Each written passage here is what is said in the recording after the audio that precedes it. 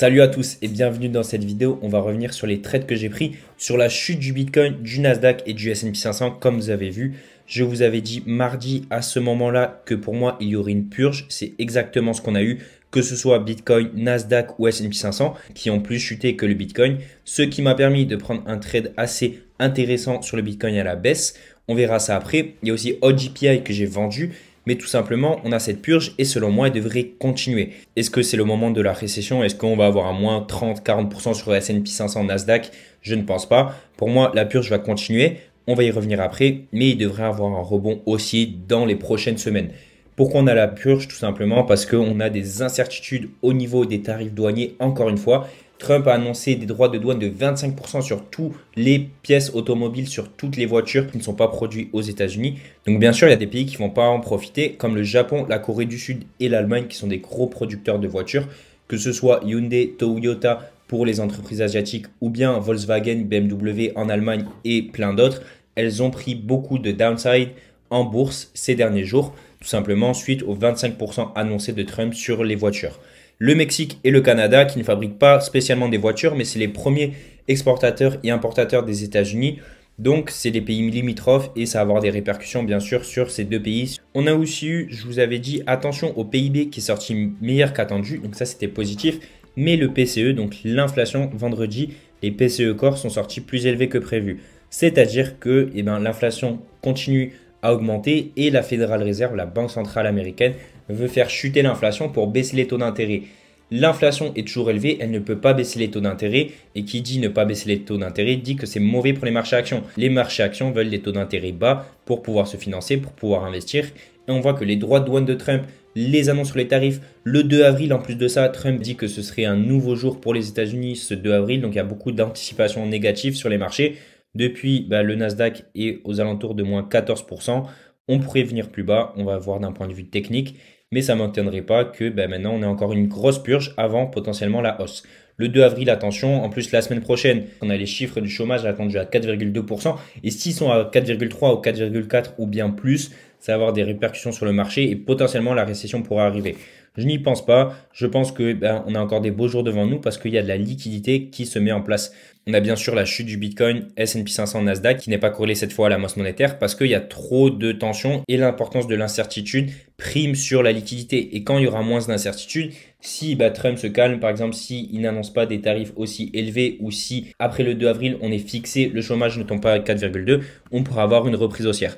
Une reprise haussière, mais je vois bien que ce soit S&P, Nasdaq, Bitcoin, on reviendra aussi sur le OGPI après. Je vois bien le prix revenir plus bas, retracer encore une fois pour faire un retracement haussier.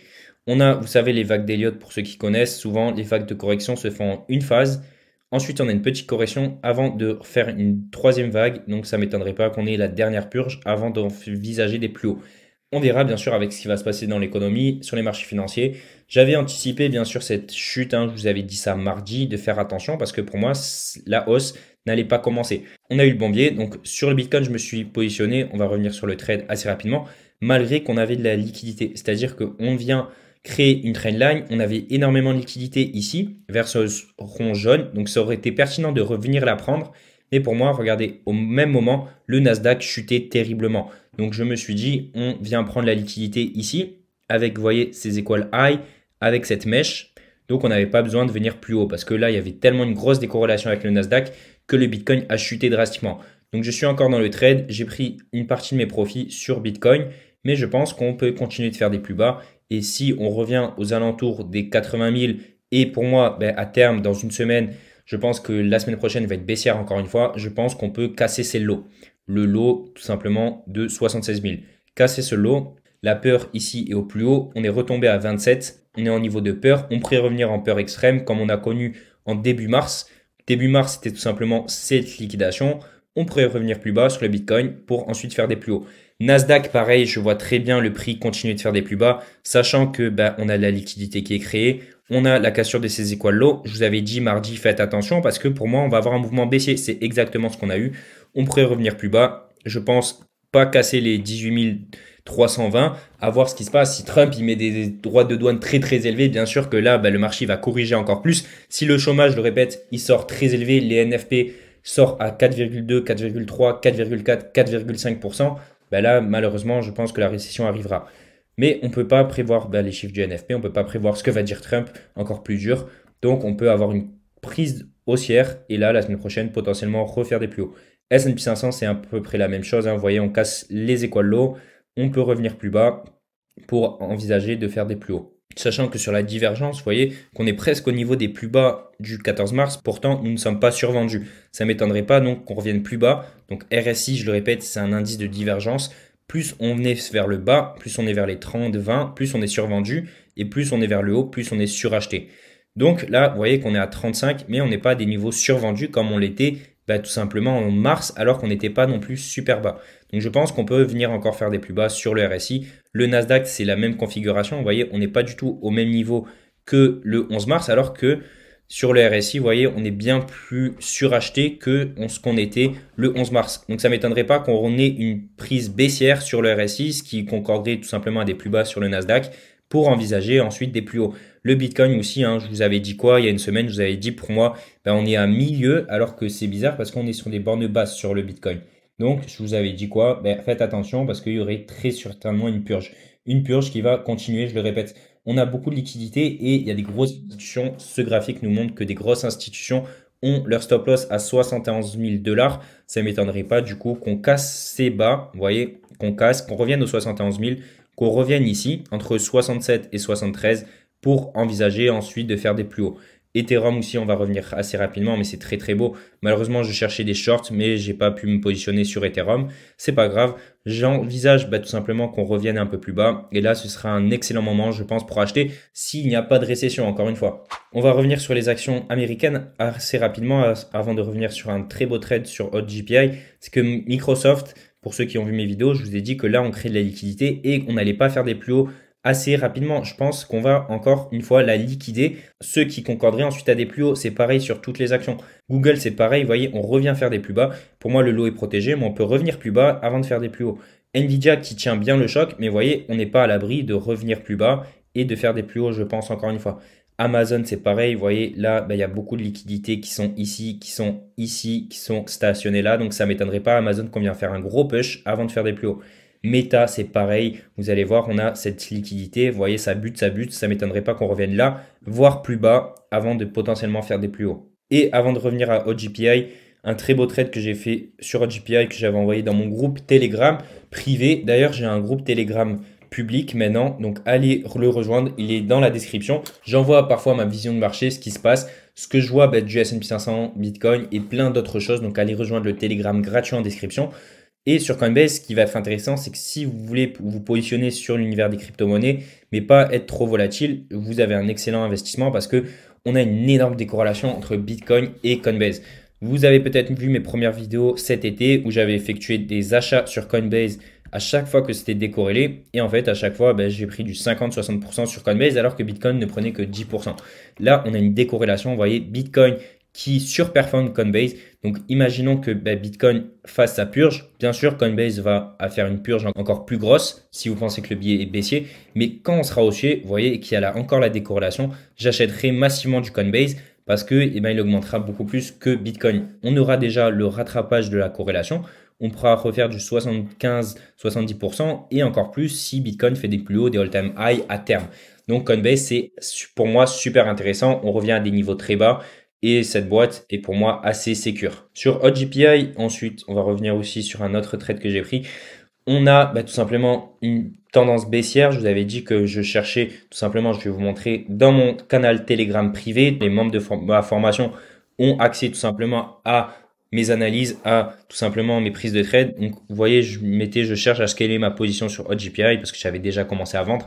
Je suis sorti de mon trade sur le Natgas, oui, on y reviendra après. Et j'ai pris des positions baissières sur USDJPI et Bitcoin. L'augmentation du PCE sorti à 2,8 contribue à cela. Pourquoi? Parce que on a eu l'inflation qui est sortie plus élevée que prévu, je le répète. La Federal Reserve qui va donc garder ses taux d'intérêt élevés pendant plus longtemps.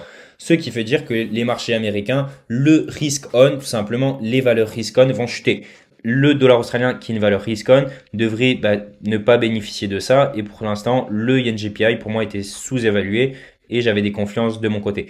Tout simplement, on récupère de la liquidité. Pour moi, on aurait pu revenir plus haut, mais je me suis positionné là. À ce moment-là, on avait tout ça, on avait la récupération de liquidité là, on avait des squal high ici, on avait tout ça ici. Donc j'avais déjà shorté ici, j'avais pris une partie de mes profits et je m'étais fait stopper à BE, ensuite une autre partie. Mais vous voyez, le trade part bien.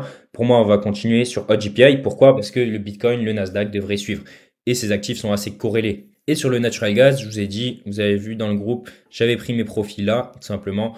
Pour moi, natural gas, j'adore le trader. Là, potentiellement, je pense qu'on va revenir plus haut ici et là, potentiellement, chercher des shorts. Mais ça va être une autre paire de manches. On verra ça en temps et en heure. On va revenir sur Bitcoin assez rapidement. C'est que je pense qu'on va faire des plus bas. Pourquoi? Parce que, je le répète, il y a encore de la liquidité au sud. Il y a beaucoup de gens qui pensent que ce lot sûrement est protégé aux 76 000 $. On verra en temps et en heure. Bien sûr, on peut avoir Trump qui dit au final que ces tarifs ne vont pas être mis en place, par exemple sur l'automobile. Le marché boursier, que ce soit le Nasdaq, S&P 500, pourrait retrouver une tendance haussière. Donc, ça va dépendre tout simplement de l'incertitude en ce qui concerne les tarifs douaniers. Ça, on peut pas le prévoir. Mais je suis plus pessimiste. Plus pessimiste à court terme. Je le répète, je pense que le bull run arrivera toujours. Mais là, à court terme, je pense qu'il va y avoir une dernière baisse. Je vous l'ai déjà dit ici, je vous l'ai déjà dit ici, je vous l'ai dit à chaque fois que je pensais qu'il y avait une baisse. Ça s'est toujours passé. Je pense que là, ça va continuer. Bien sûr, je peux me tromper, mais selon moi, il y a de fortes chances que ça arrive.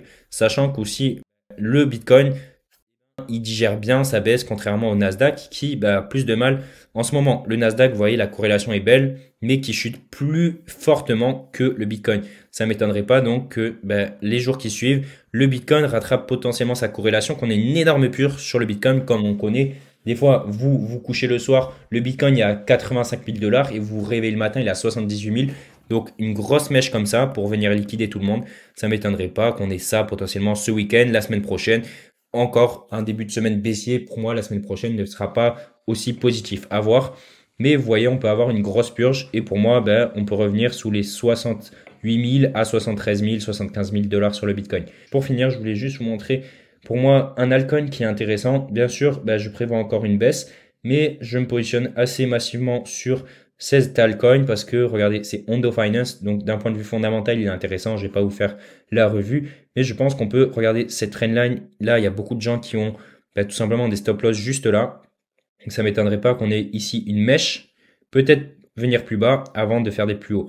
Donc là, je vais me positionner sur les altcoins en attendant une grosse purge de Bitcoin. Quand on aura le Bitcoin aux 75, 73, 74 000 $, j'achèterai encore plus massivement des altcoins et Ethereum. Donc j'attends Ondo Finance juste là.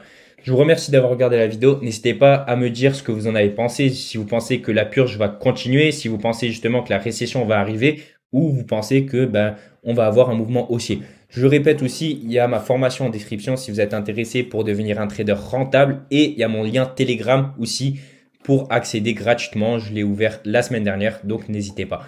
Je vous souhaite un bon week-end et je vous dis à la prochaine.